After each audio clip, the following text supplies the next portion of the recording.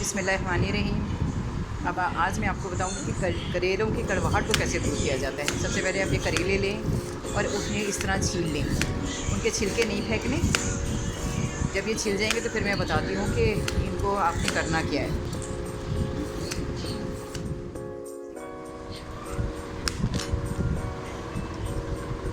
इस करेले की इस तरह बीज निकाल लें आप।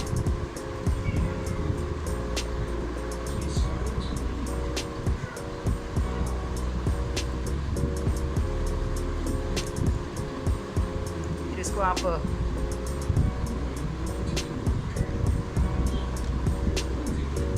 इसे अच्छे से आप साफ़ कर लें, इसके बीज निकाल दें। बीज भी नहीं फेंकने इसके करेलों के।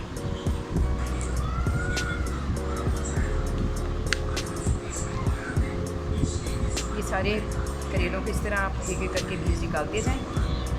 ये बीज भी खाने के काबिल होते हैं। जिन लोगों को शुगर हो उनके लिए ये बहुत फ़ायदेमंद, ये छिलके और इसके बीज बहुत फ़ायदेमंद होते हैं। फिर करेलों को इस तरह ये बारीक बारीक काट लें। जब ये सारे करेले कट जाएं तो इनको पानी में उबालना है 10 से 15 मिनट। ये सारे करेले आहिस्ता आहिस्ता करके सब कट जाएंगे। उसमें ये करेले डाल दें, थोड़ी थोड़ी करके सारे करेले डाल दें और इसको 10 से 15 मिनट तक उबालना है। उबाल के इसे आप छान लें और इसे अच्छे से निचोड़ लें, इसकी सारी कड़वाहट निकल जाएगी। और उसके बाद आपने इसे फ्राई करना है सारे डाल के।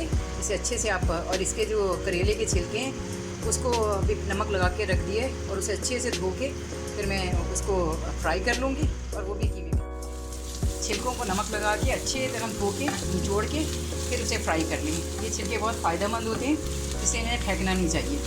शुगर के मरीज़ों के लिए बहुत अच्छे होते हैं और इसमें इतनी तलखी भी नहीं होती। नमक तो काफ़ी सारा लगा के आप उसे पानी में वो रख दें छन्नी में। जब पानी निकल जाए फिर अच्छे से धोकर फिर आप इसे अच्छे से फ्राई कर लें, ये कुरकुरे हो जाएं, इनकी सारी ये जो नमी है ना ये निकल जाए।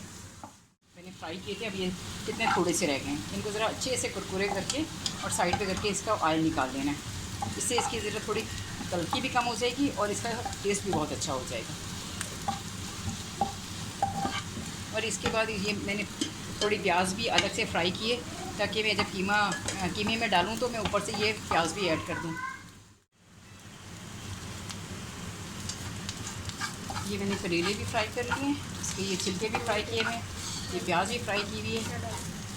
इसमें मैंने ज़रा सा बस नमक डाला, कुछ नहीं डाला। ऑयल में मैंने फ्राई किए। इसके साथ ये मैंने कीमा भून लिया है। इसमें मैंने सौंफ और 1 चम्मच सौंफ डाली है और 1 चम्मच कलौंजी डाली। बाकी वही सारा कीमा जिस तरह भूनता है वैसे ही भून लिया है।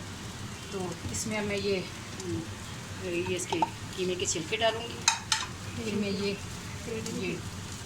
फ्राई ये करेले में डालूँगी और ऊपर से ये मैं प्याज भी डाल दूँगी ताकि ये ज़रा ऊपर अच्छी थोड़ी मज़े से खाने आती भी अच्छी लगती है। इसमें मैंने पहले भी फ्राई की है प्याज ना। अब ये से थोड़ी देर, क्योंकि सब चीज़ें पक गई हैं तकरीबन, करेले भी पके हुए हैं और इसके छिलके भी पके हुए हैं, प्याज भी फ्राई। तो बस इसे हमने पानी नहीं डाला और पानी नहीं छोड़ा था करेलों का खूब अच्छे से, ताकि उबाल लिए थे करेले उबाल के उसके बाद इसे बहुत अच्छे से निचोड़ के फिर फ्राई किए ताकि उसकी बिल्कुल तलखी ख़त्म हो जाए। अब इसमें बिल्कुल भी तलखी नहीं होगी और इसे मैंने बिल्कुल नमक लगा के नहीं रखा करेलों को।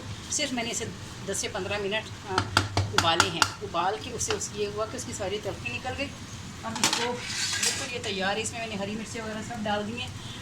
कलौंजी और सौंफ इसलिए कि ये करेलों के लिए बहुत का अहम इंग्रेडिएंट है, इसलिए अब ये सब बिल्कुल तैयार है। इसे सिर्फ मैं 10 मिनट के लिए दम पे रखूँगी तो ये तैयार है बिल्कुल, क्योंकि इसकी हर चीज़ पकी हुई है। प्याज इसलिए ऊपर ब्राउन करके डालिए कि वो ज़रा थोड़ा इससे अच्छा टेस्ट आता है। इसको अब छुपा दें और 10 मिनट के लिए इसे मैं दम पे रख दूँगी और ये बिल्कुल तैयार हो गए। इसकी तलखी जो है वो उबालने से ख़त्म हो जाएगी।